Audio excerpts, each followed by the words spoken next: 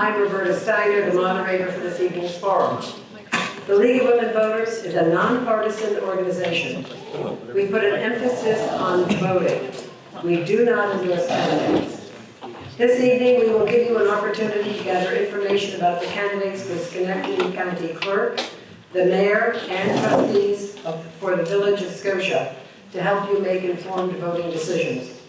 All of the candidates who will be on the ballot on November 6th have been invited to tonight's forum. These candidates serve our community and participate in the democratic process by their willingness to run for office. And now the ground rules. We ask that no campaign signs, buttons, or literature be distributed in this room. The tables out in the hall are for all that information. There is also information about the League of Women Voters. Please take a look at that. No video or audio taping or pictures are allowed with the exception of open stage media.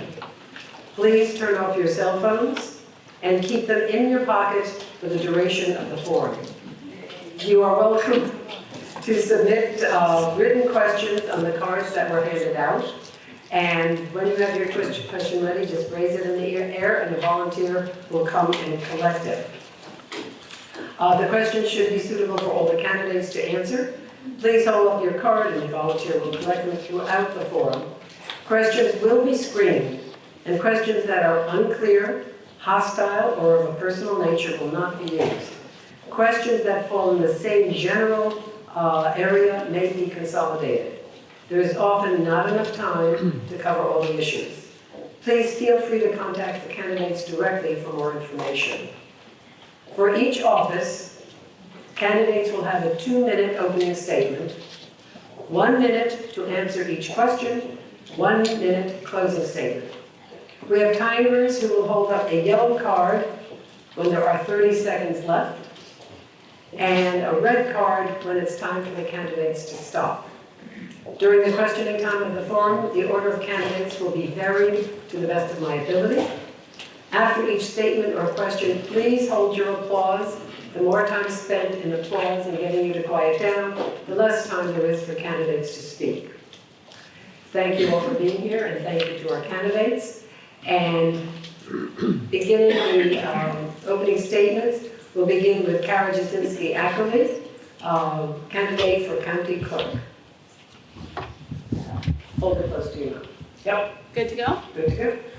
Hi. I'd like to thank the League of Women Voters for hosting this forum tonight.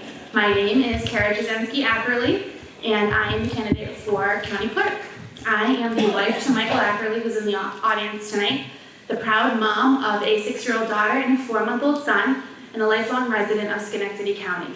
I have a triple major bachelor's degree from Nazareth College of Rochester, and International Studies, Political Science, and Spanish. I've spent the last 7 years as Deputy County Clerk under our esteemed John Woodward, who's retiring. The first 5 years of my tenure, I spent at the Department of Motor Vehicles, where I was tasked with staff training, customer service, and interfacing with New York State to provide the best service we can to the residents of Schenectady County. In 2017, there was a retirement in the clerk's office, and I was designated Chief Financial Deputy, taking on the responsibilities of the retiree, and now being responsible for over $1 million in collections from the recording office per month. I have to report those funds, allocate them to the necessary government agencies, and account for all of our bank accounts. I also assist in recording and filing and help with the pistol permit desk. It's been my honor during my tenure to give the oath of allegiance to several thousand new American citizens, and I believe the county clerk's office has one foot in the past, meaning we have all of our documents for Schenectady County that we have to save in its original form.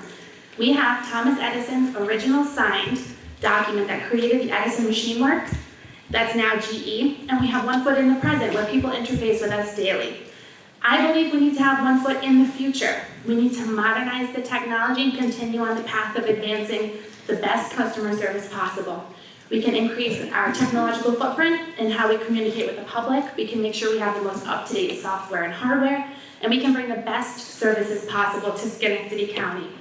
We've started on the path, John and I, of fast transaction times, access to information, and transparency, and I'd be honored to continue that path.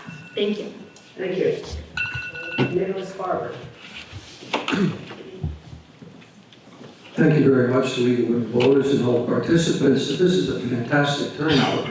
It's far more than I expected, and I'm just so pleased because for any political office, learning about the candidates, seeing the candidates firsthand, asking questions of the candidates are most important. So League of Women Voters did a fantastic job tonight for all the candidates that appeared before you. First of all, I was thinking about, my campaign is based on experience and knowledge, institutional knowledge of record keeping, of government experience, of the county clerk's office proper. Jim Tedesco said, at election time, it's time for candidates to toot their horn. So this is the only real opportunity. I mean, we can, but then we look like, braggarts, I guess, during the term. But this is a time to tell people what you're made of and what you can do. If I'm elected to county clerk, the first thing will be is the taxpayers will save probably $20,000 to $30,000 a year on me because I already received my benefits and I won't be paid longevity. I won't have to put the burden of health insurance costs, $12,000 to $15,000 a year, on the county. I'm already in that program, and I also won't have to put the burden of contributions to the 30 seconds already, of the retirement plan on the taxpayers. The county clerk's salary is $89,000, not $95,000 as you read in the paper. My ideas of improvement are technology, I agree with Kara, a preservation of records and changing with the times, which we did as a county director of real property tax services for 22 years. We integrated record-keeping changes and technological advances between the county clerk and my agency. Thank you. Thank you. We will now take our questions. We will begin with Mr. Barber. What makes you more qualified to be county court clerk? I'm glad you asked that question. I will say tonight on camera, which I guess this will be televised also, that I am the most qualified candidate for the office of Schenectady County Clerk since the beginning of the office. The first county clerk was Pink Gardner, a wonderful man. He was a wrestler. The second county clerk, and a good citizen, good citizen and participant in Schenectady. The second one was Merritt Willie, my dear friend, who, boy, your clock runs fast, who was a baker, and the third one was John Woodward, who was a tax collector. I have a wide array of real property and records keeping experience as a certified county director, as a real estate consultant, as an insurance consultant. I'm familiar, created the tax maps, created the image made online system that the county clerk uses, and also automated our property ownership records and assessment records. So I'm a records manager. I have a unique set of qualifications for this position, seeing as my experience with the department is current. I've been there for the last 7 years. I've had my hands in all the different facets of our office, and I've overseen the office through numerous changes in the time that I've been there. We are changing the way we record. We are changing the way that we file documents daily.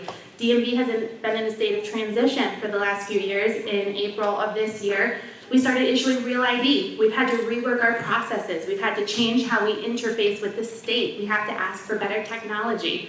All of these things allow me to hit the ground running. I have had my heart and soul into this department for the last 7 years, so I'm invested in this. I've seen the changes start. I've seen how we can improve customer service, and I know where the office can go because I'm already taking part in those changes that are going to impact the future of the office. Thank you. Thank you. The next question will begin with you. What are your aspirations for the future of Schenectady County? For the future, I see that our technology can continue to be updated. We've already started e-recording, and we can e-record more.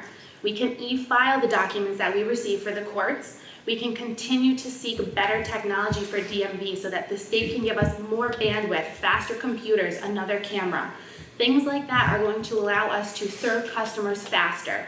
We can get our documents online faster so that people who come in and file a deed or a mortgage can look it up immediately online that night. We have that potential, we need to see it through. The other thing that we can do is increase transparency so that people understand our processes and what they need in order to complete transactions, both in the recording office and at DMV. That can be done by updating our forms, increasing how many things we put online for people, as well as interacting with people more before they come to us. That might be answering questions online. That could be answering some phone calls if we can find a way to do that. So there are ways to prepare so that people are prepared before they come see us. Thank you. Mr. Oliver, would you like me to repeat the question? Yes, of course. What are your aspirations for the future of Schenectady County? Well, any operation, like the county clerk government operation, has to change with the times, and the times are changing technology. As we put in the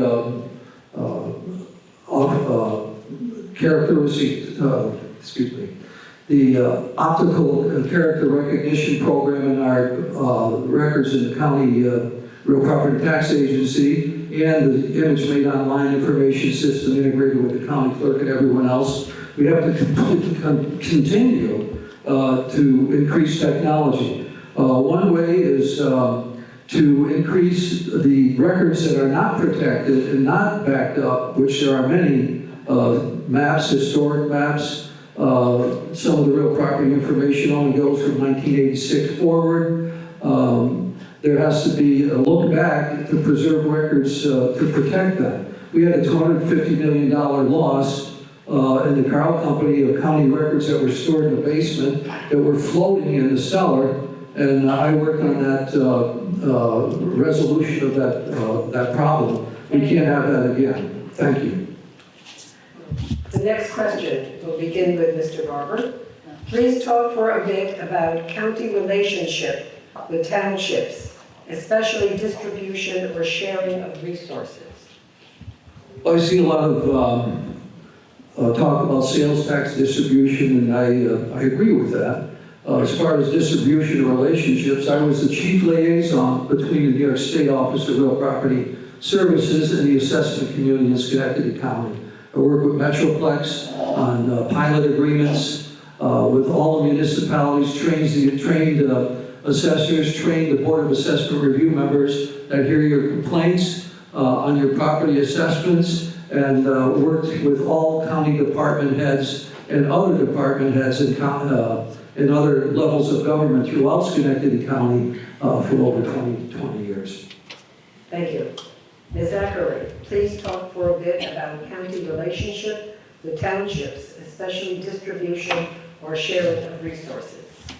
One of the biggest distributions that we have with all of the jurisdictions in Schenectady County is that we are the collector of the mortgage tax. That has to be allocated to the various jurisdictions, the towns, villages, and the city. When a property is paid for and the mortgage tax is paid for, a lot of times there's also apportionments where pieces of that mortgage tax have to be allocated to different jurisdictions.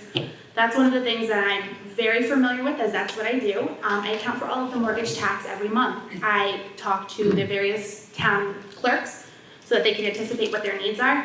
But our citizens also interact with us looking for things that they need from their town clerks. So there's a lot of confusion about what the county clerks provide that the town clerks actually provide, such as marriage and birth records. People come to us looking for that. So we have our hands in many different facets of this, directing customers who come to us looking for certain documents. We're the keepers of DD 214s, but not birth records. So we see a lot of different people, and we have to be able to point them in the right direction based on what jurisdiction they need to go to.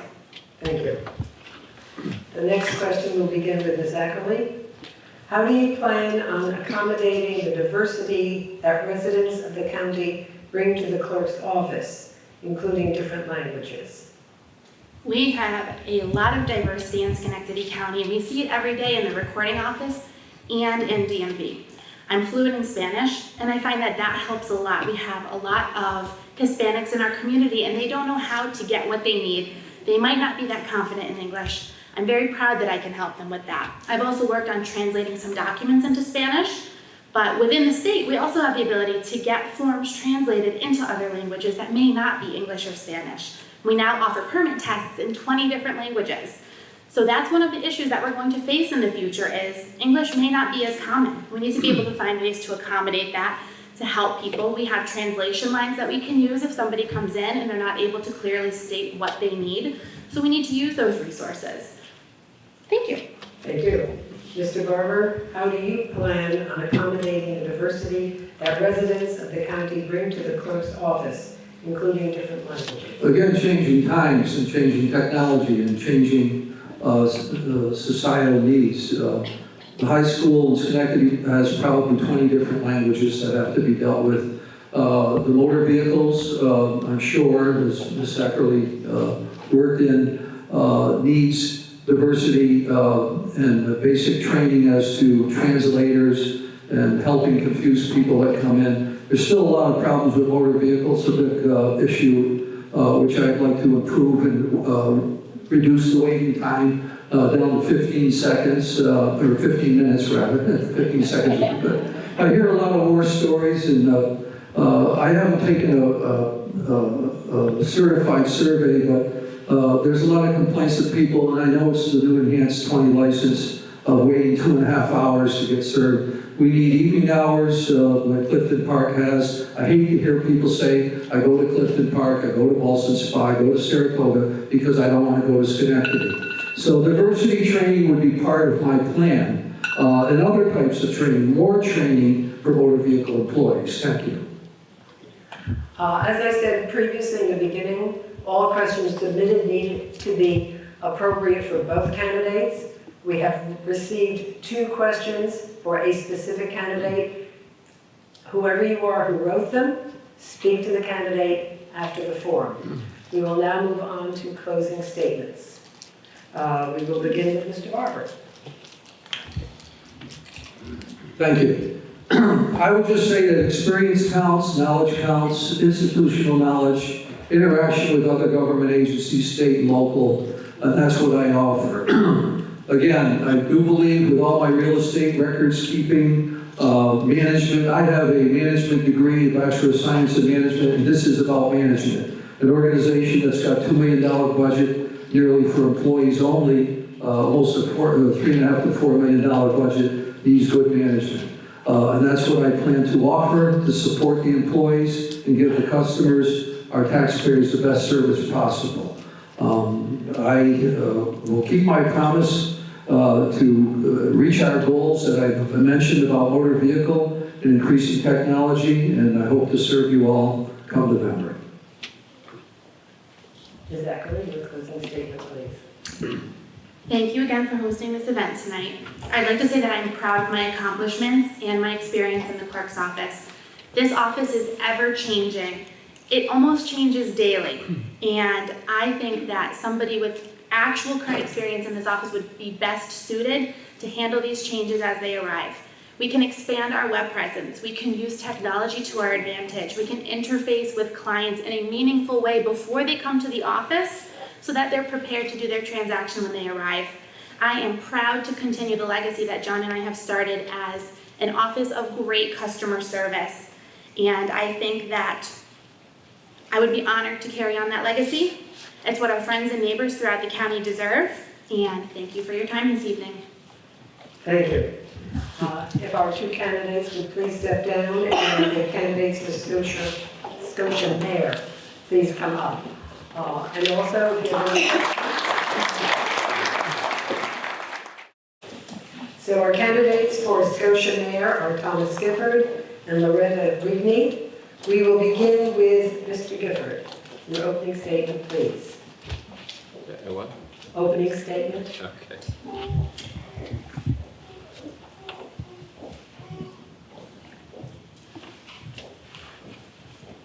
Hi, I'm Tom Gifford, and thank the League of Women Voters for doing this for us. I grew up on a non-working farm in Rotterdam, graduated from Chalmette High School in SUNY Potsdam, got a job fixing bicycles and working in a warehouse, got married to my wife Nancy 45 years ago, went to work at a print shop in Albany, then came to work for my father doing title searches. We had 3 children. We moved to Scotia. I right away joined the fire department. I've done a lot of volunteer work in Schenectady, United Way Funding Committee. I've worked in the zoning board and planning board. I'm a volunteer usher at Proctor's. I've been doing the fire department for 37 years now, and go to almost 500 calls a year, so it's a pretty good commitment. I've been on the village board for the last 10 years, and we've accomplished a lot. This year I retired from Gifford Abstract after 41 years and closed the business.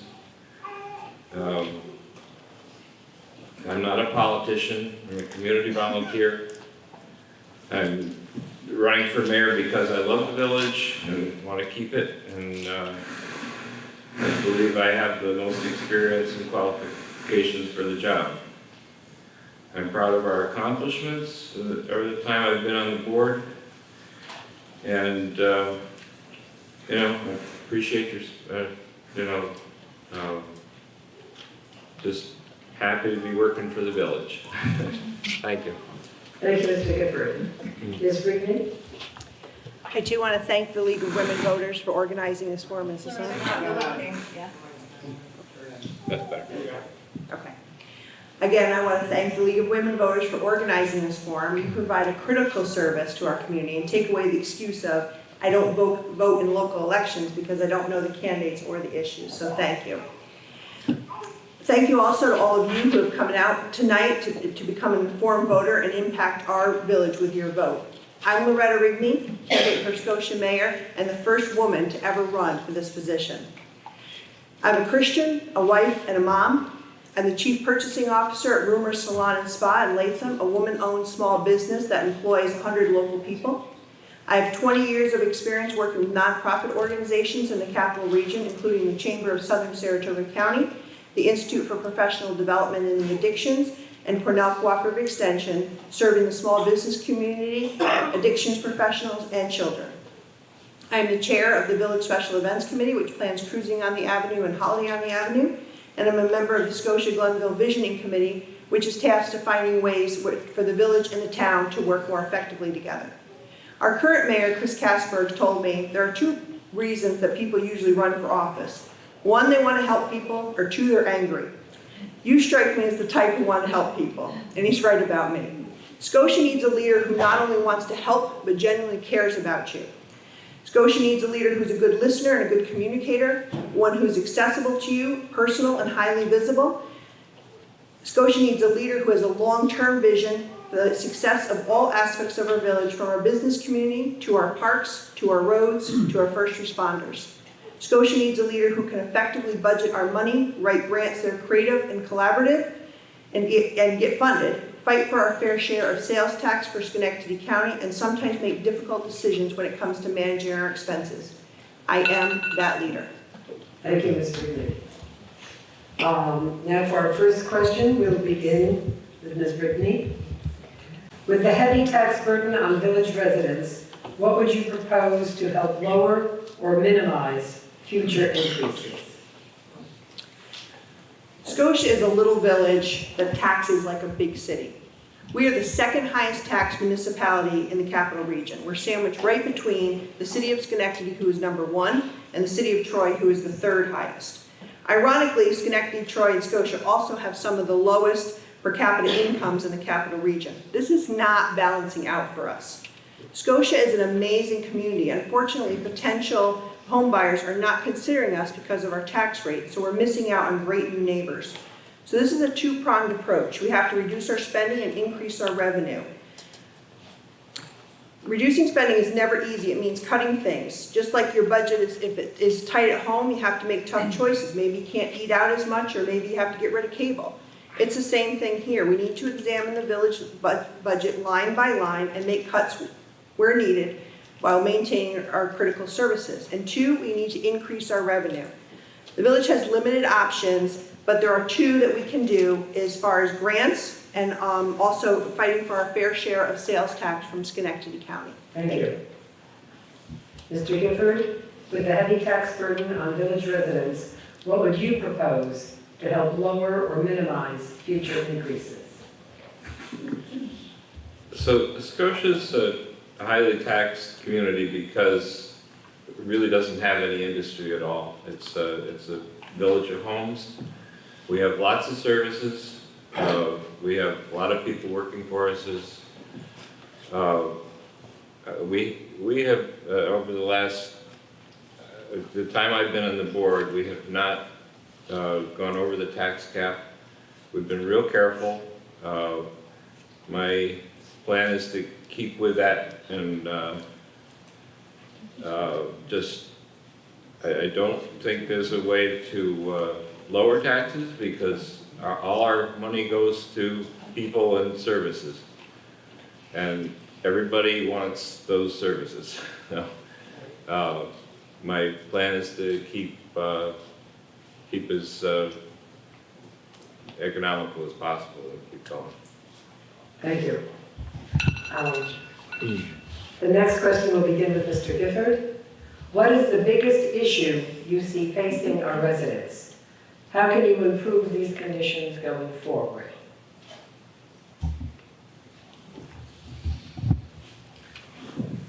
Well, the biggest issue is deteriorating, the potential of deteriorating quality of the life in the village.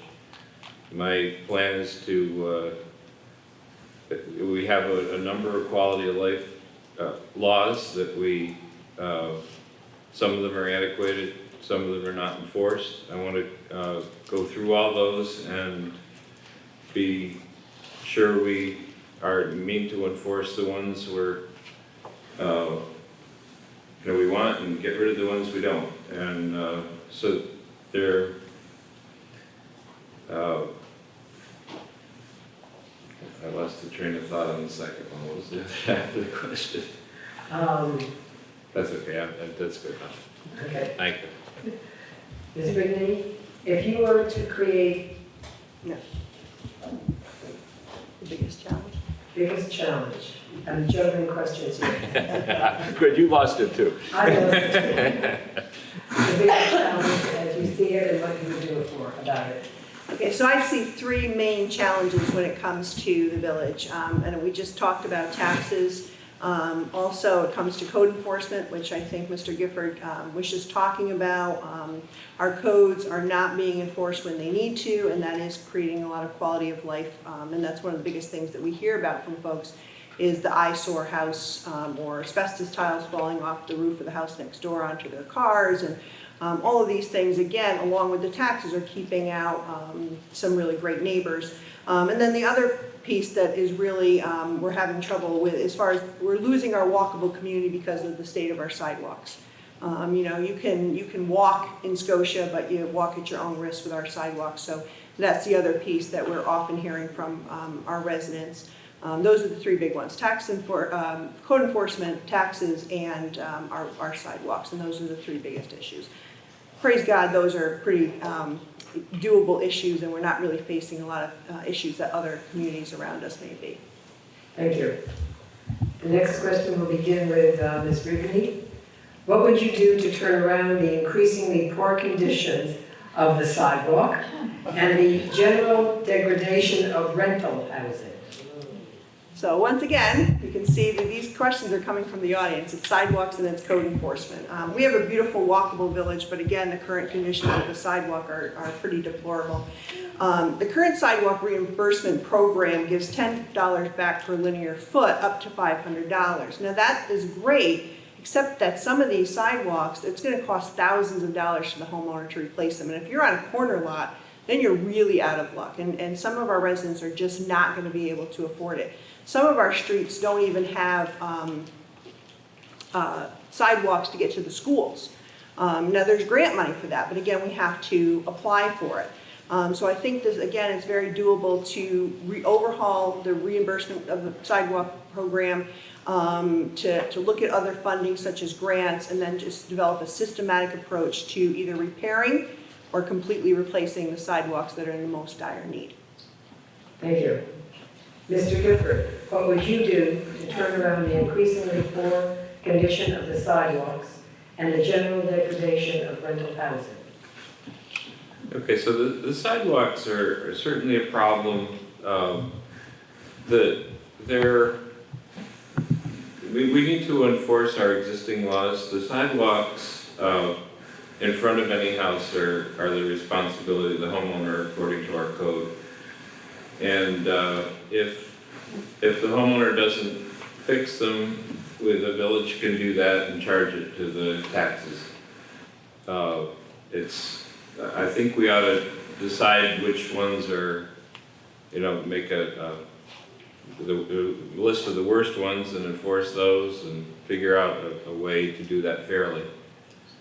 The rental properties, we've had over the last 6 or 7 years rental inspections, and we need to keep at that, and that's a program that I started before I was a trustee, so it's working pretty well. Thank you, Mr. Gifford. Ms. Rigney, what would you, sorry, we'll start with Mr. Gifford for the next question. Safety for our residents, primarily our children. Please discuss how you will work with the town, village, school board, and community to ensure safe passage to our students who walk and get dropped off at our schools. Well, we worked real hard on that over the last few years, and I think we've got it in pretty good shape now. We've got nice sidewalks going to the middle school and in Sacandaga and Lincoln that were done with a grant and in cooperation with the town. So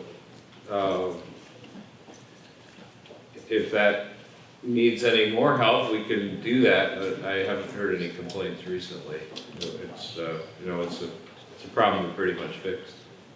Thank you. Ms. Rigney, safety for our residents, primarily our children. Please discuss how you will work with the town, village, school board, and community to ensure safe passage to our students who walk and get dropped off at our schools.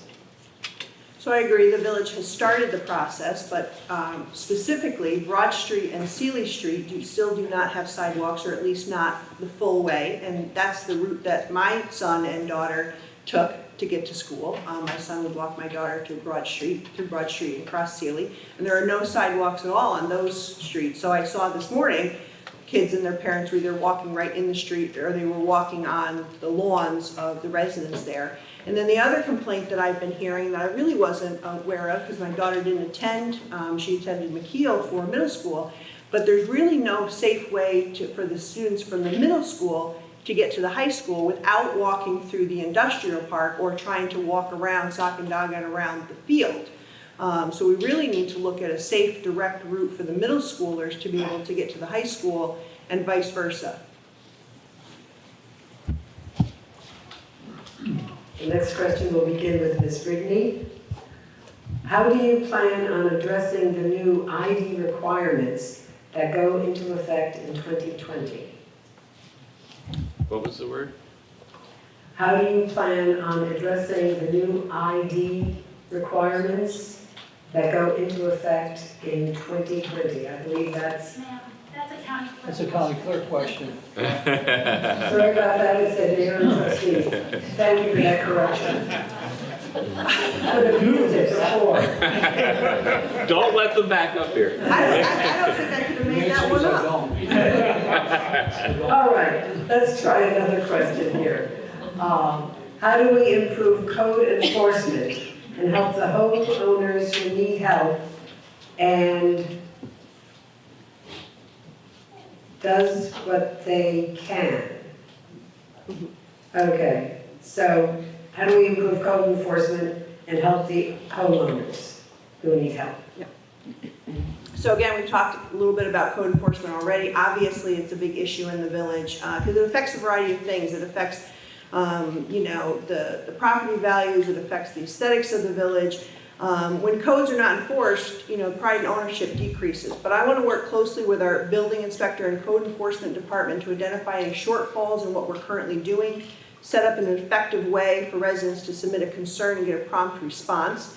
prioritize the most critical issues, and develop a plan to work with the property owner to come up with a solution.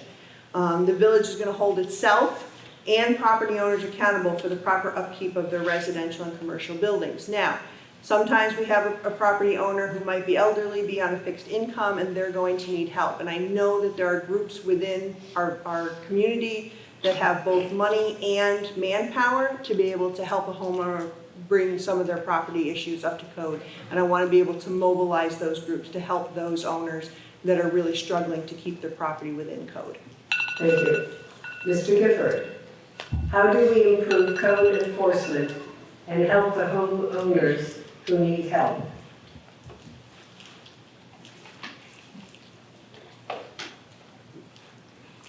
So we need to get either get more help for the code enforcement officer or get him to do that better, or switch it to another department. Both the fire department and the public works department have been doing some of that work, and they're both, but we need to share the work around and get so the help for the homeowners. We've had several programs with grants for people in need, and I think we ought to try to get those harder and get more help for people if we can. Thank you. Ms. Brigney? Already answered that. No, sorry. Mr. Gifford gets to go first on the next question. A firehouse question. In the past, both parties started at square one, making plans for a Scotia firehouse. Where would you begin? And would you consider merging with Glenville? Save us taxpayers' dollars by thinking out of the box.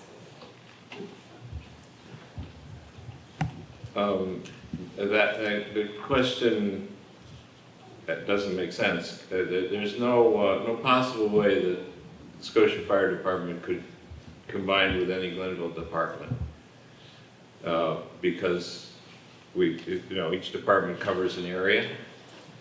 So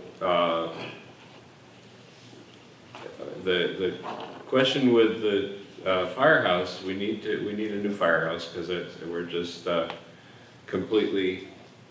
You have to walk sideways to get between the apparatus, and you can't get between some of them at all. So we do need to explore both fire station, police station, and clerk's office, and I very much intend to do that. As for combining the Glenville departments, we help them all the time, but we can't help the village and be out there. Thank you. Ms. Brigney, the firehouse question. In the past, both parties started at square one, making plans for a Scotia firehouse. Where would you begin? Would you consider merging with Glenville? Save us taxpayers' dollars by thinking outside of the box. Well, it's interesting because Mr. Gifford is right. You can't really combine Scotia and Glenville's fire departments because Glenville doesn't have its own fire department. It uses volunteer help. Now, we do already work with Glenville in that they contract with Scotia to provide fire protection for what they call District 4, which includes the industrial park. So we already do work closely with Glenville, and that brings in some revenue into Scotia to support our fire department. As far as the new building, I'm looking forward to receiving the proposal from the resident committee that the current mayor put together. They've been closely examining all of our potential. And so that's really where the new mayor is going to start, is looking at their proposal and their research that they've already done. And I'm really looking, hoping that we have a really strong proposal that we'll be able to jumpstart off and get our facility needs fixed finally, because it's not going to be an easy thing, but I know it's doable. Thank you. The next question will begin with Ms. Brigney. Who is on the Village Facilities Committee and why were they chosen? Are they open to working with the town for a shared space? So I sat in on a meeting of the Facilities Committee last week. It was also, the Board of Trustees was there, and Supervisor Ketzley from Glenville also gave a presentation about a potential shared space on Dutch Meadow Lane. The sense that I got from that committee, and again, I don't know all of the names of the people that were on it or how they were chosen, the current mayor and the Board of Trustees chose those individuals, how they came to pick them, I don't know. I know that they did have quite a few candidates to consider for that committee. The sense that I got is that that committee was not, or the board, the current Board of Trustees was not really open to the idea of sharing space with Glenville. That's the sense that I got. Obviously, as the new mayor, they're gonna have to look at that, but that's the sense that I got, both listening to their questions and their comments during Supervisor Ketzley's presentation and also the conversation afterwards. I don't think that that particular committee is in favor of it. Mr. Gifford, who is on the Village Facilities Committee and why were they chosen? Are they open to working with the town for a shared space? I don't know that the committee's names are public. I don't really want to go through that. We chose them for their expertise and willingness to help the village. It wasn't, it was intentionally not political. But the committee has looked at a number of different things. They have not yet reported to us, so I don't know exactly where they're going. But it looks like they've come to the conclusion that it doesn't make sense to consolidate the police and clerk's office with Glenville. Thank you. The next question will begin with you, Mr. Gifford. The Village Hall has long been in need of replacement or repair. Do you have plans to take steps in your elected term, to build a new facility?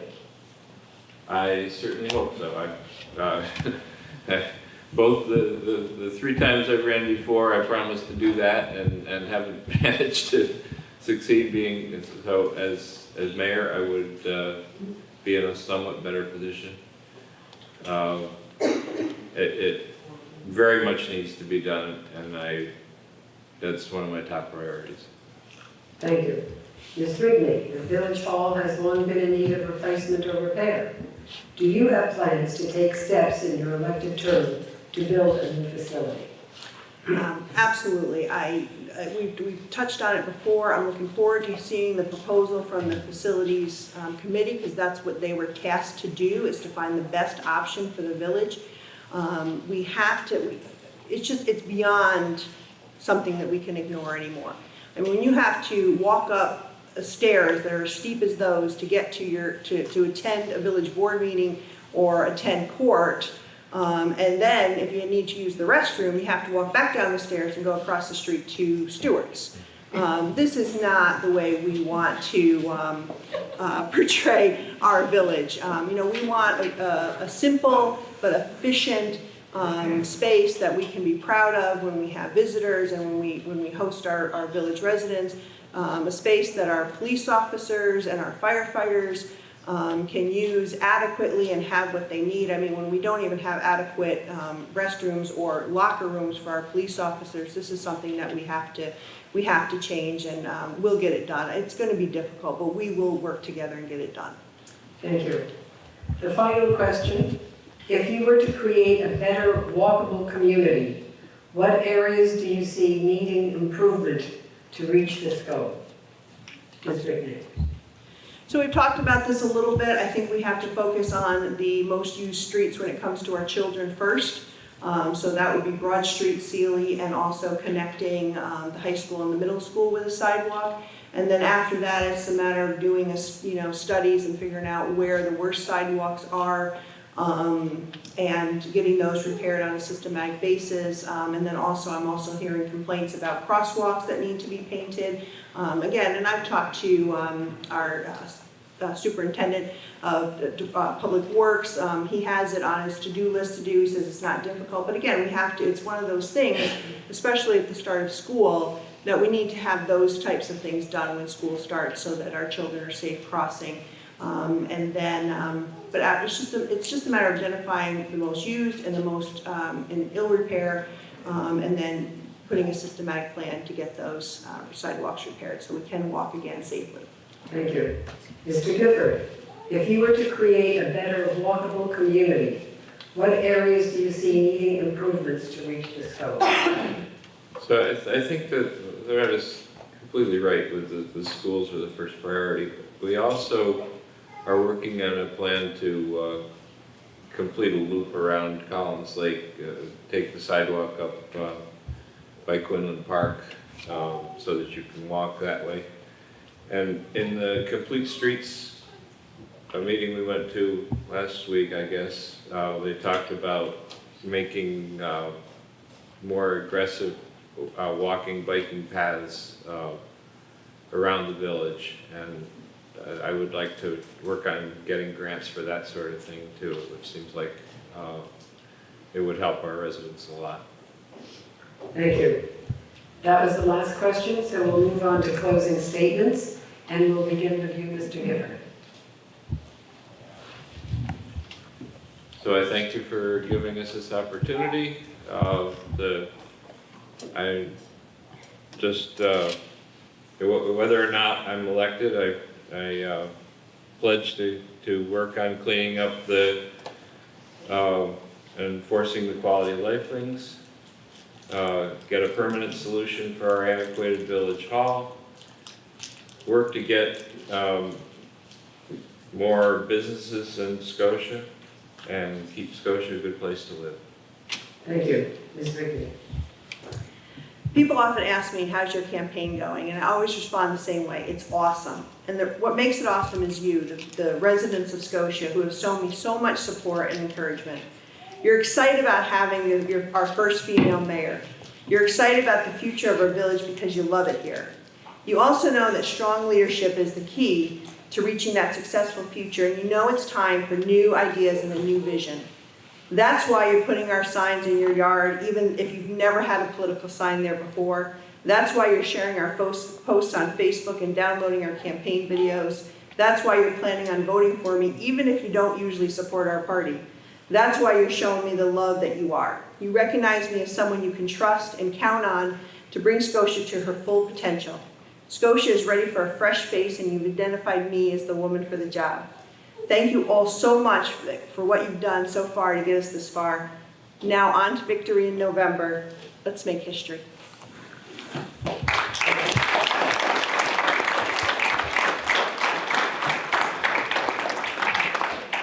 Now, if the candidates for village trustee would come forward, please. So before you have the candidates for village trustee. They are Heather Gray, Kevin Mathis, Jeffrey Mazone, and Joseph Rizzo.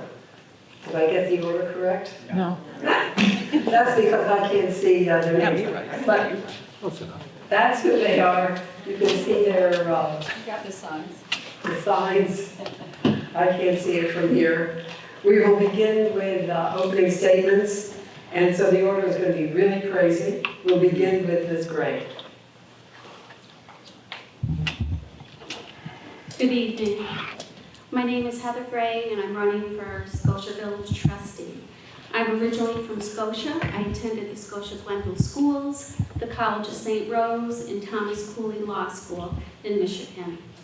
I'm an attorney. I've been an attorney with the county for approximately 7 years, and my title that I hold currently is Deputy Chief Public Defender. I love my job.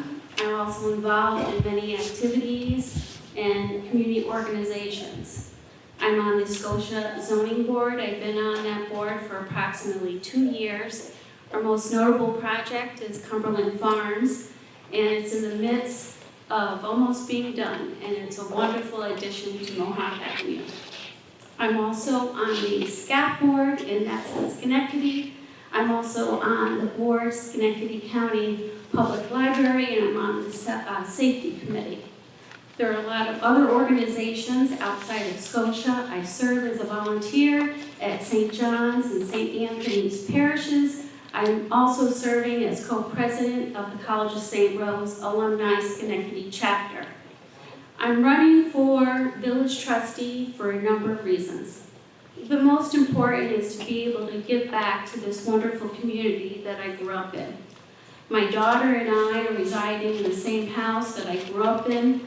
My dad grew up across the street, and I want to be able to maintain the services in this wonderful community. The fire, the police, the DPW, they give the best every day, and we have a wonderful community. Of course, there's some challenges. We have to get together and move forward, and I hope to serve the residents of the Village of Scotia. Thank you. Mr. Mathis. Good evening. First of all, I would like to thank the League of Women Voters for organizing tonight's forum, along with the First Reformed Church for hosting tonight's event. I would especially like to thank all of you who have decided to come out tonight to get to know who we are as candidates. This is an important part of the election process, and I'm excited to address your questions. For those of you who don't know me, my name is Kevin Mathis, and I've lived in Scotia Glenville my entire life. Currently residing here with my wife of 16 years, Nicole. Together, we decided this was where we wanted to raise our 4 children, Nathan, Zachary, Noah, and Emma. I'm a graduate of Siena College with a bachelor's degree in English, and I also studied abroad at Regent's College in London, England. Throughout my 19-year career in banking, I have held several positions of equal responsibility. Currently working as the Vice President overseeing the facilitation of the bank's corporate banking concierge program across the bank's entire footprint of 6 states. I have also been a regional Vice President in New York and Vermont and a relationship manager for the private bank, where I manage the finances of high net worth individuals. I have also run a successful commercial cleaning business for the last 10 years, presently employing 6 people in the local area.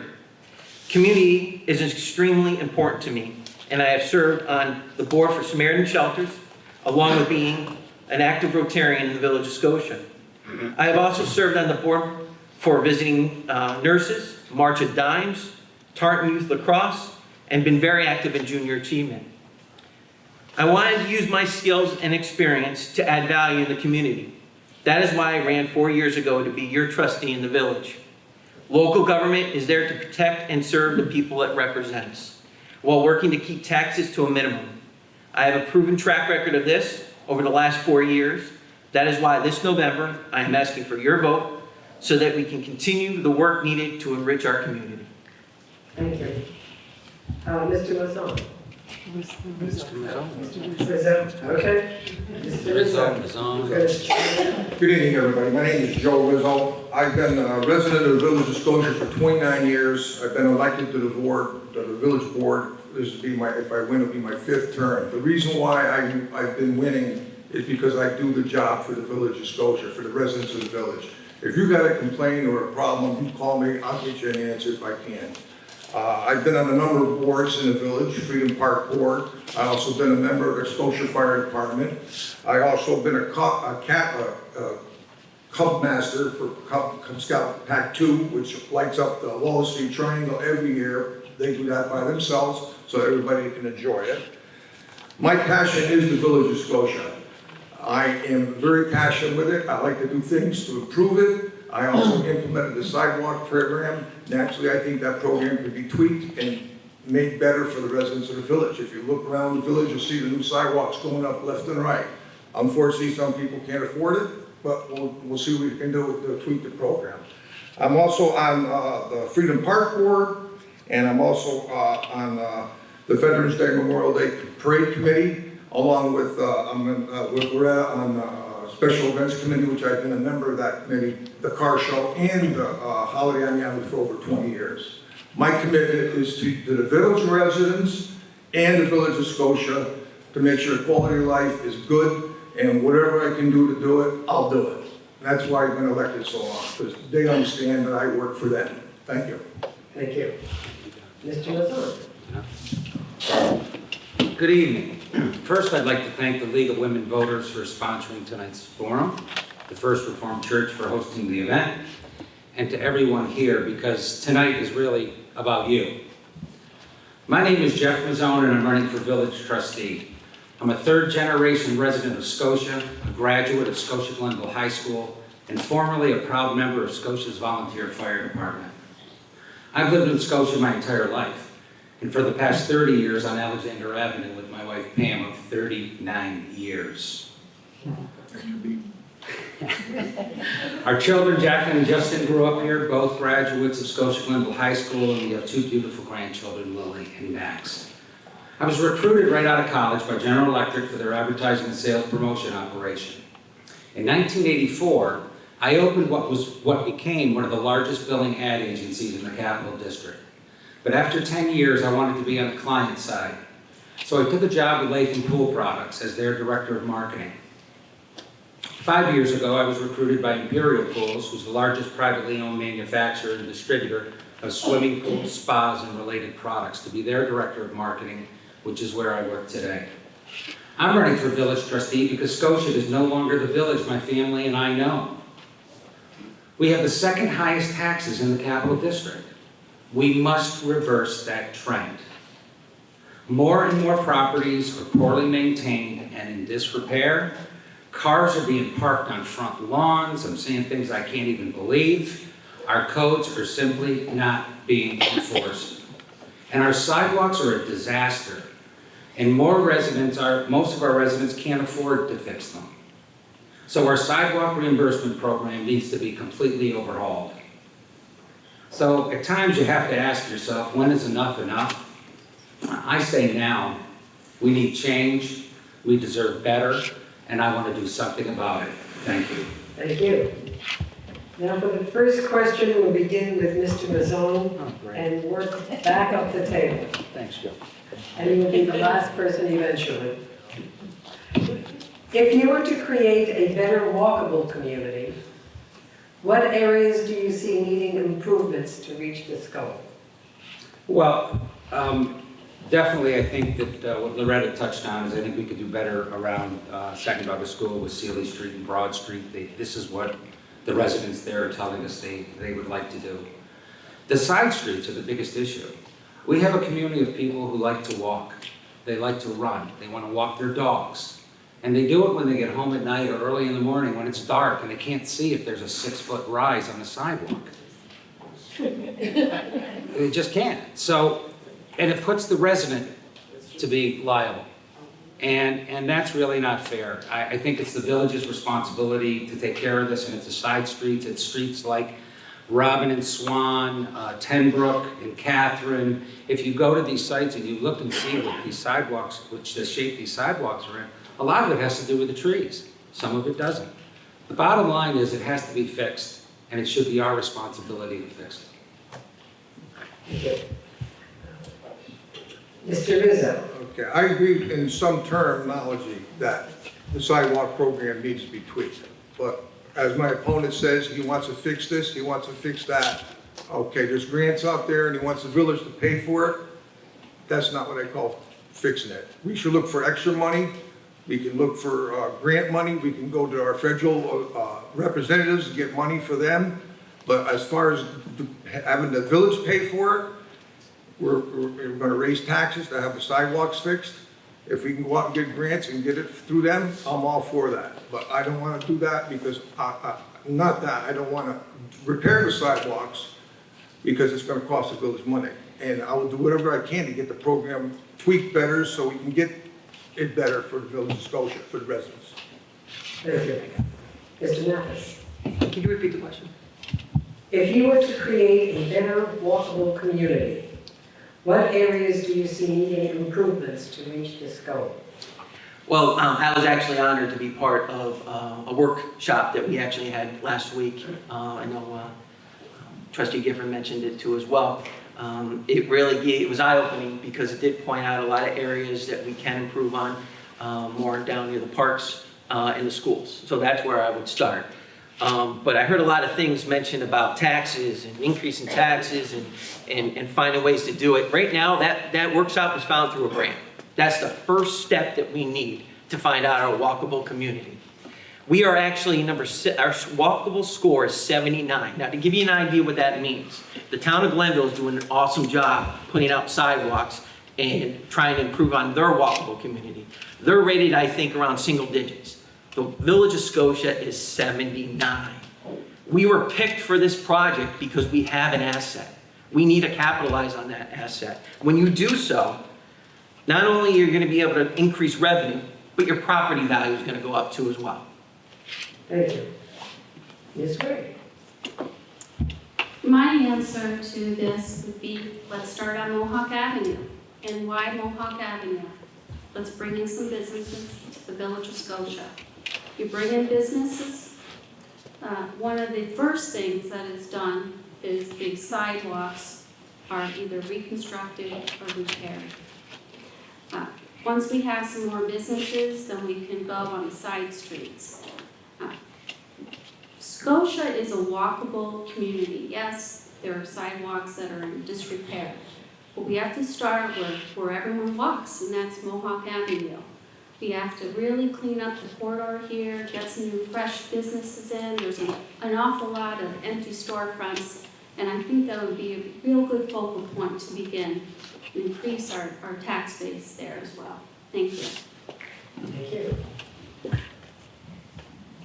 Our next question is, the village hall has long been in need of replacement or repair. Do you have plans to take steps if you are elected, in your elected term, excuse me, to build a new facility? And now we're going to mix it up a bit. We'll start with Mr. Mathis. Well, first of all, I'm loving these questions because it seems like we have a very educated audience today, because a lot of these things are already actually happening. So we talked about the sidewalks previously, and I told you about the things happening in that, but we're also having things go on right now when we're taking a look at our facilities. So what we decided as a board was to send out an open invitation to the residents in the village of Scotia. We wanted to see who wanted to be involved in the process, and from that I was really pleasantly surprised, because the group of people, and I don't know, I think to Tom's point earlier, their names aren't made public right now, but the group of people just has a very diverse background. And I've sat in on a few of their meetings. I'm not the trustee that's assigned to the committee, but I've had the privilege to sit in on a couple. And the information and the questions they're asking, Loretta talked about earlier, the supervisor came out and they really came to the table asking a lot of questions about looking at shared services. And, that's something that we shouldn't rule out, but we need to do what's best for the village. And we need to keep our facilities within the village. For certain reasons, like the fire department has to be, but there's other reasons too as well, but my time is up. Thank you. Mr. Masson. The village hall has long been in need of replacement or repair. Do you have plans to take steps in your elected term to build a new facility? Well, the answer to the question is yes. We'd have to take steps to do something with the facility. I sat in on the same meeting that Loretta did with the committee, so it's something that when I get elected, I'm going to want to get their recommendation and see what their best thoughts are. But I also sat in that meeting and listened to you, Joe. And you were right. The people of the village do not want anything moved out of the village. They want it downtown. That's what they want. So this is something this has been going on for a long, long time. I mean, I can remember my parents talking about it, and I'm old. So, yeah, something needs to be done. Something hopefully will be done. But I think that we have to take the advice of the committee that's been put in place, because they are the best people and the best place to be doing that. And I'm just going to wait for the recommendation and take it from there. Thank you. Mr. Rizzo, the village hall has long been in need of replacement or repair. Do you have plans to take steps in your elected term to build a new facility? Well, like Kevin said, we have a great group of citizens that have been working very hard on this problem. We definitely need a new village hall. Our police department's been working in a building that's 125 years old. Our fire department's been working in the building for, it's over 150 years old. So I think it's time to move on this, but we have to take baby steps. We have to get a plan.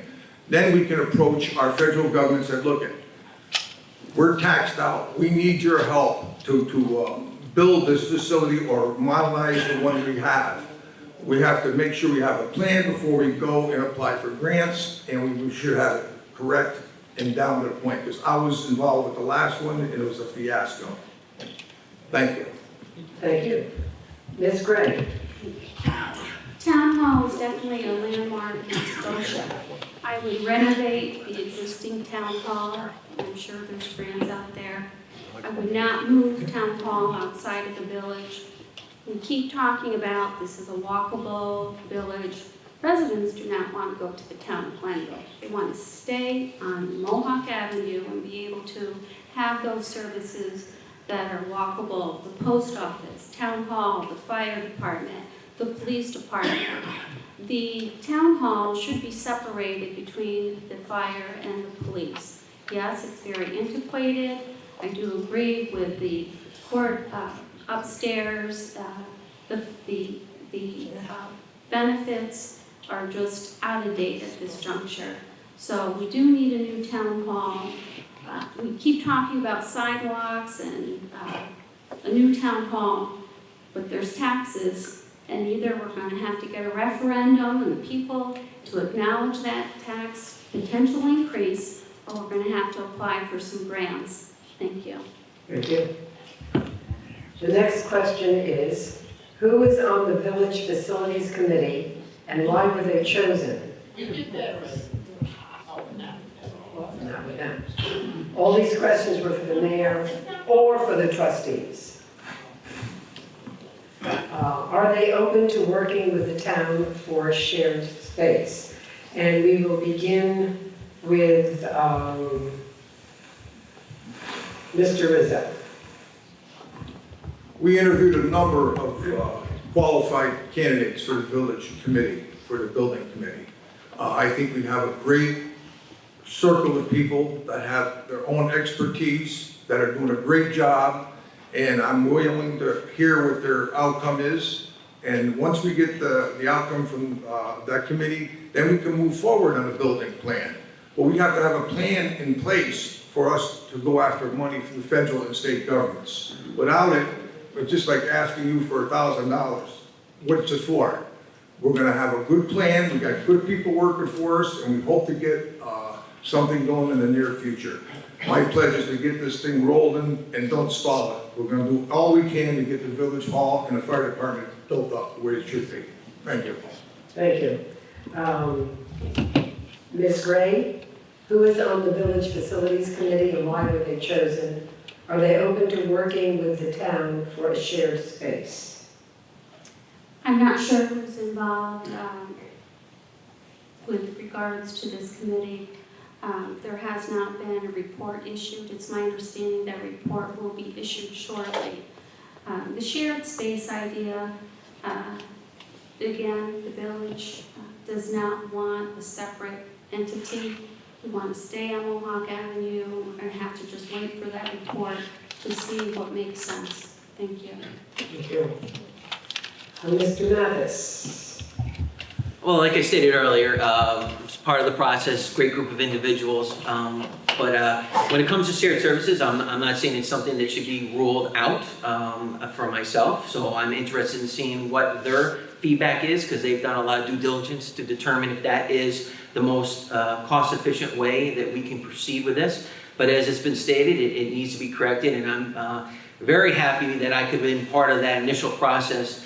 Getting that group of people together, it was one of my finest moments as a trustee when our current board came together with all one vision under Mayor Casper to sit there and kind of look at this. And I'm excited that it's going to bear a lot of fruit going forward, and I'm really looking forward to what their input is.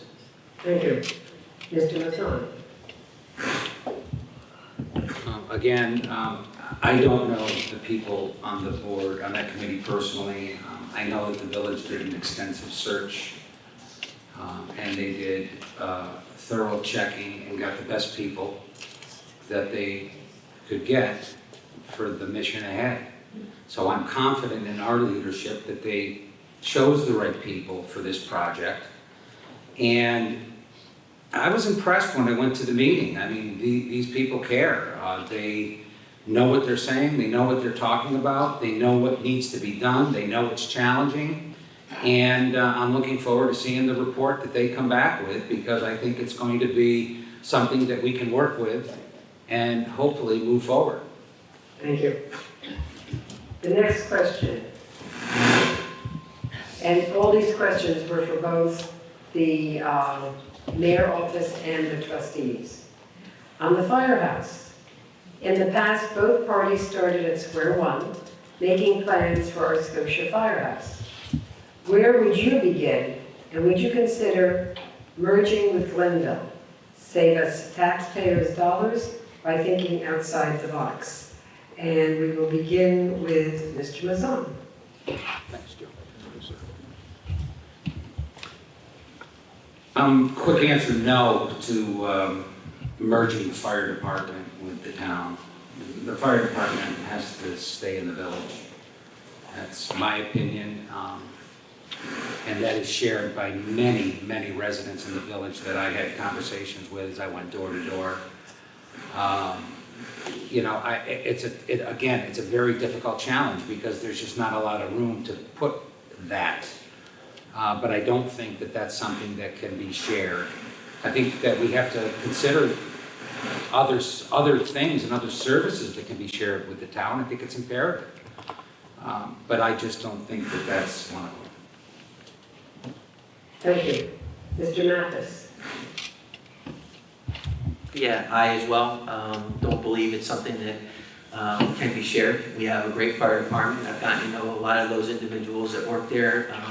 Great group of people, and they do an excellent job. We actually have a valuable resource with them here. And the response time, I probably can look out and know that I've talked to a lot of you about your interactions with them too as well, and how they do a great job. So, you know, that's not something that we should look at changing or sharing.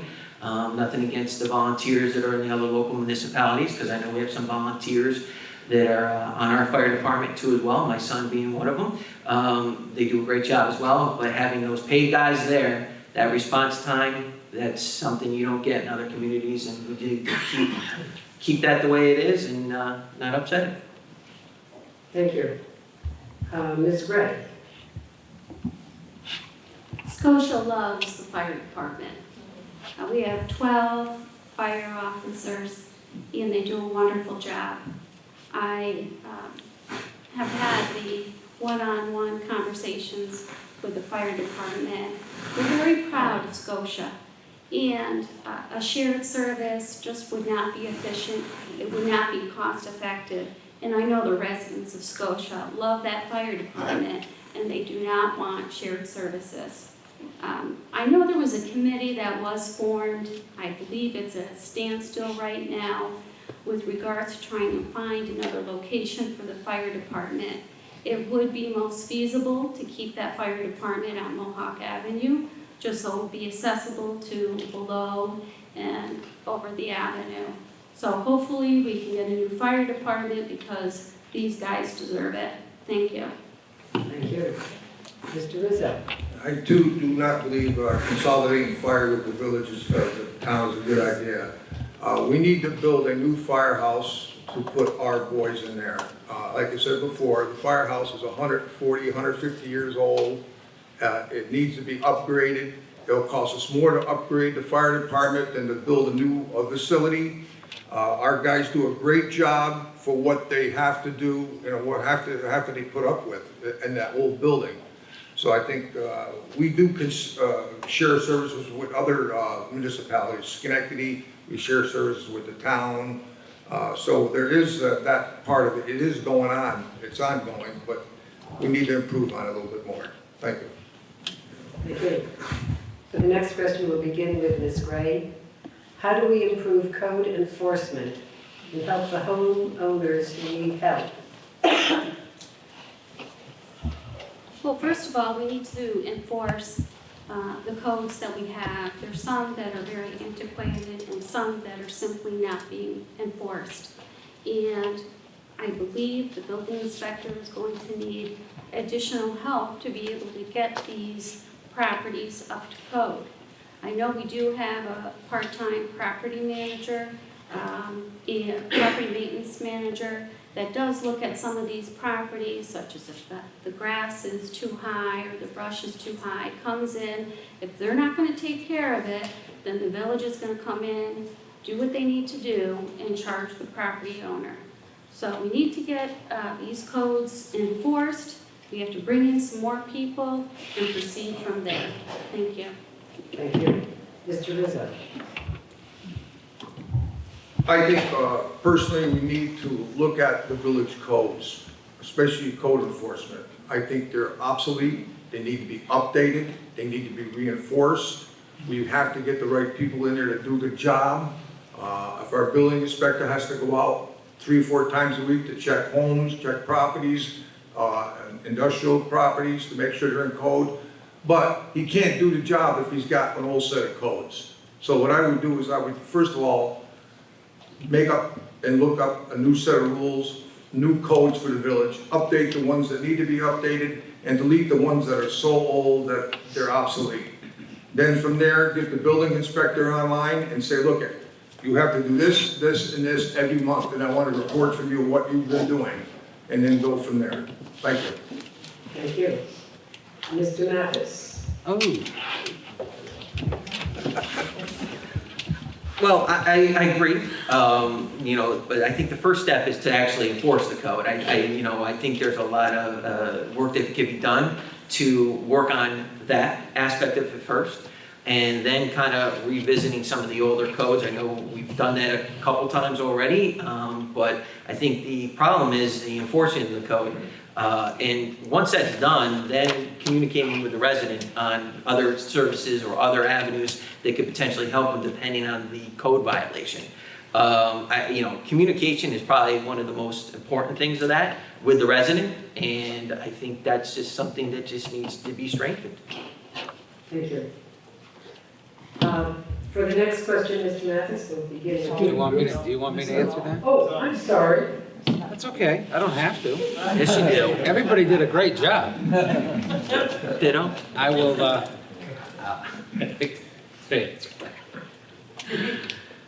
code enforcement is just such a major issue, and it's something that a lot of people in the village talk to us about. I mean, just a lot of people. We didn't have to ask the question. The question was, what do you see needs improving? And it was code enforcement. And it was all different things, but probably one of the biggest things was communication. Poor communication. You can't get a hold of the building inspector. His voicemail is full. And poor mayor gets the phone calls saying, we can't get a hold of this guy, and our mayor is out there taking care of situations. Which kudos to you, Mr. Mayor, but that's not the way the system should work.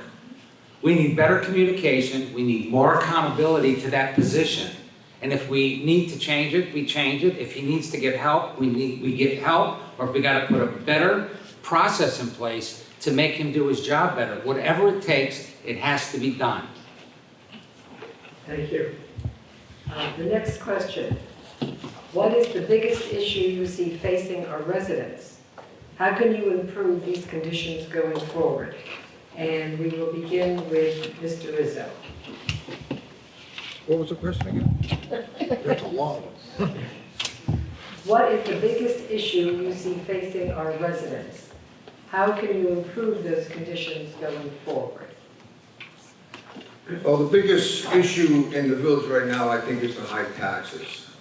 In order to adjust the taxes, you're going to have to cut personnel, and people don't want to lose their vital services. There's a lot of other things out there that can be done to offset that, but we've never really tried. I mean, the federal government, we have all these federal people that say they want to help us do this and help us do that. Well, let's put their feet to the fire and say, look, give us a hand. We're a small village. We're less than 2 miles wide. We need help, financial. Get it going. Thank you. Mr. Mazon.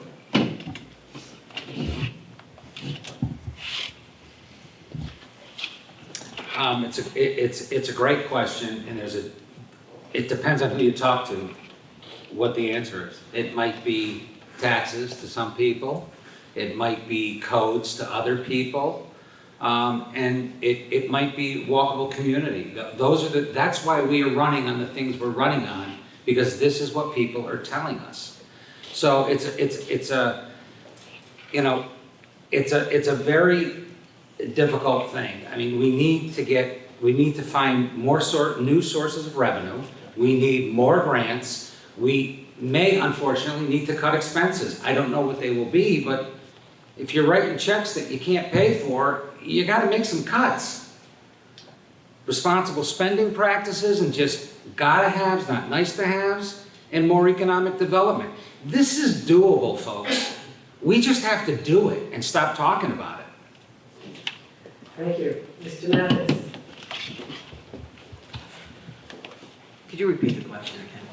What is the biggest issue you see facing your residents? How can you improve these conditions going forward? It's a combination of a lot of different things, you know, and I hear, you know, about taxes, and I agree with that. That was really why I got involved 4 years ago.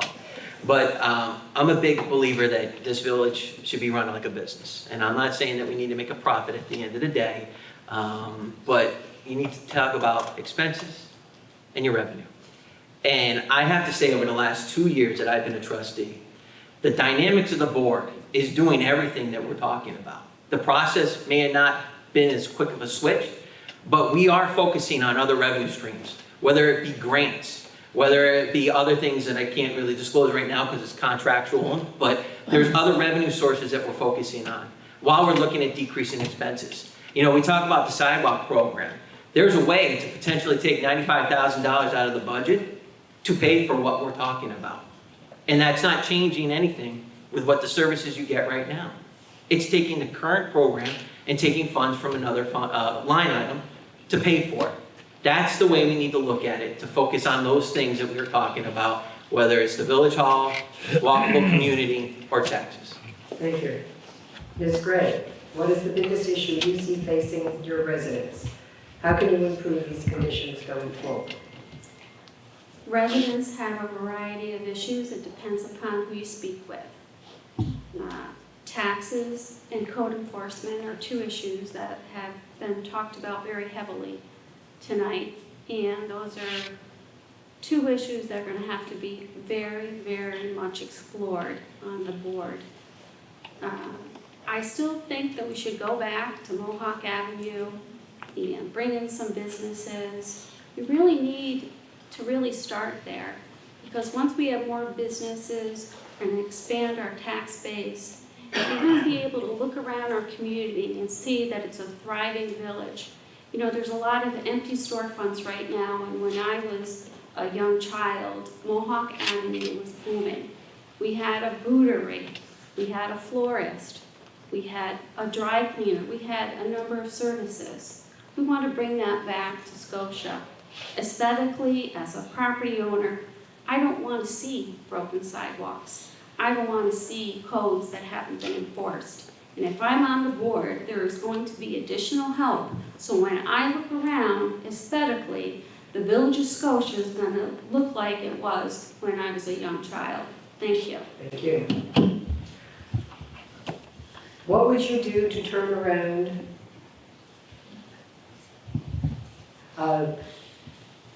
feel like we've done these questions already, but in fact we have. What would you do to turn around the increasingly poor condition of the sidewalks and the general degradation of rental housing? Skip that one. Safety for our residents, primarily our children. Please discuss how you will work with the town, village, school board, and community to ensure safe passage to our students who walk and get dropped off at our schools. And we will begin with Heather. I'm sorry, Ms. Gray. We definitely, and we've talked about this a number of times this evening, we have to look at these sidewalks. One thing, the stripes are not painted on the roads. The pedestrian traffic has to be within the crosswalk. When I was a young child, there were stripes on the road, the crosswalks, the guards are there, the village does provide for those. They're still there in those corners, and I think that's important to be able to foster, make sure that those sidewalks and the road passage to the schools are safe for the children. Thank you. Thank you. Mr. Mathis. Well, we kind of talked about it. Sidewalk seems to be the very important thing here. But to answer your question, going back to the complete street study we need to do, working with the workshop that we had a couple weeks back ago with Sam Schwartz Engineering, focusing on what their findings have been. They did bring up a lot of this when it comes to the schools. They have great ideas for us, and this is all groundwork that has been laid by the current trustees and the mayor. So it's just really going forward with the process. So whoever's in office has a good foundation to work from, because we've done an excellent job of establishing this already. And it ties into everything that these questions are going around our village hall and the walkable community and where to put the fire department. These are all things we are looking at right now, and I look forward, whether I'm in office or not, seeing them all come to fruition. Thank you. Mr. Rizzo. What was the question again? It was a long speech. It's about sidewalks. It's about safety for our residents, primarily our children. Please discuss how you will work with the town, village, school board, and community to ensure safe passage to our students who walk and get dropped off at our schools. Okay, I think you should get involved with the county, the town, and the village, and take a look at what the priorities are, what we can do first, and then second and third. I know the county is very willing to help us out. So is the town, except we don't know what we want to do. Why don't we get together as a group and say, look, here's our problem, let's prioritize it, and let's get one thing done at a time. We got to make sure our children are safe when they cross those streets. They got to have markers, the sidewalks are got to be replaced. So let's all three as a community work together on this project and get it done. They're willing to work with us, let's do it. Thank you. And now, oh, go ahead. Well, you keep wanting to cut me out, don't you? Well, sidewalks are a sensitive subject to me, some people may know. Because I don't think we take it far enough. Sidewalks were put in near the schools. Sidewalks had no aprons.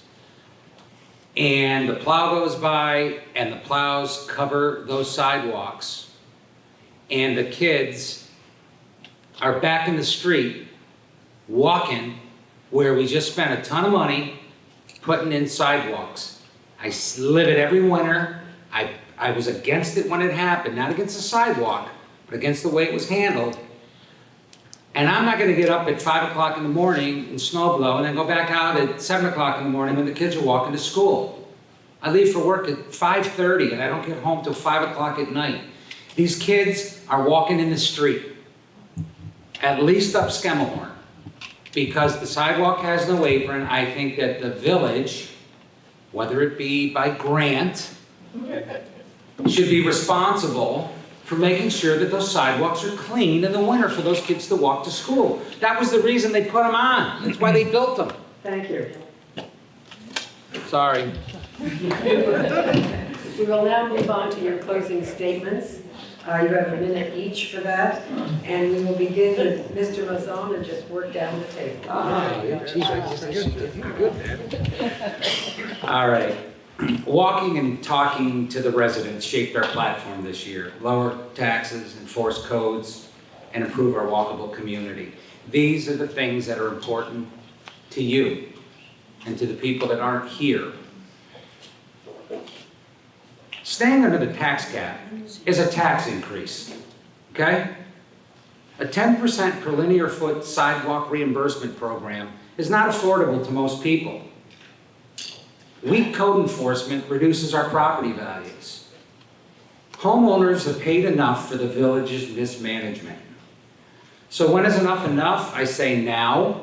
It's time for the village to repay the favor, restore our walkable community by fixing our sidewalks, maintain properties by enforcing our codes, and lower taxes by securing more grants, cutting expenses if we have to, implementing responsible spending, and finding new sources of revenue. I'm Jeff Mazzone, I'm a Scotian, and I love this village, which is why I'm asking for your vote on November 6th.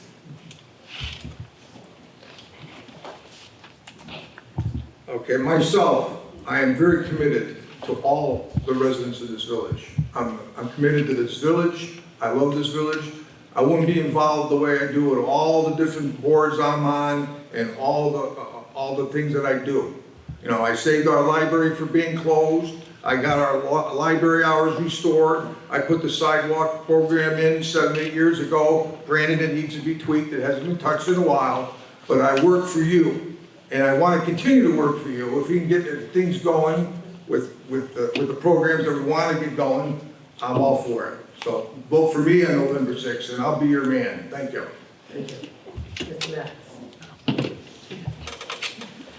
Well, I got involved in this 4 years ago because I was a big advocate to lower taxes. I'm proud to say that we have been under the tax cap for the time I've been in office.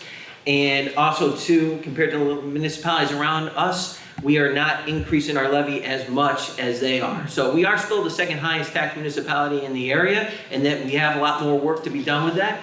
But it's going in the right direction. And while we've been doing all that, we are continuing to have the great services here in the Village of Scotia. You know, I talked about the fire department and their quick response time. I talked about the police department and how you can see them go past your road a couple times when, you know, throughout the day. That is something we do not want to lose for the sake of just taxes. I've gotten to know this village very well over the last 4 years, and I think my level of expertise when it comes to finance and comes to running a business is a valuable asset to the village. And now that I really, really, truly understand a lot of the inner workings, where it's something as when you're coming in as an incumbent, you may not when you're coming in as a new elected official, you may not have the value as an incumbent. And I just look forward to continuing what we started. Thank you. I want to thank the League of Women Voters for hosting this evening, and I want to thank everyone for coming out. November 6th is approaching, and I'm asking for your support. I love Scotia. I want to see Scotia grow, and I want to maintain our services. And my viewpoint is not that we're going to go ahead and we're going to cut services. We have 12 police, 12 DPW, and 12 firemen.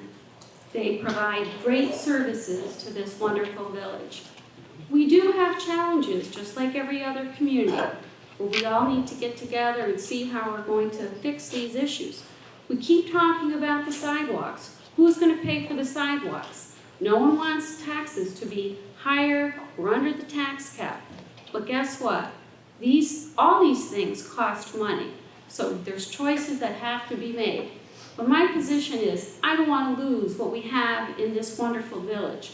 We got to keep moving, and I hope to be a part of it. And thank you. Get out and vote November 6th. I would like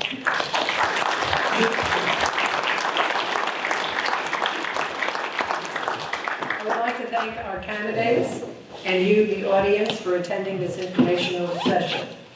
Thank you to the volunteers from the League of Women Voters. Thank you especially to the Reformed Church of Scotia for the use of this hall to host this forum this evening. Please remember to vote on November 6th. The polls will be open from 6 a.m. to 9 p.m.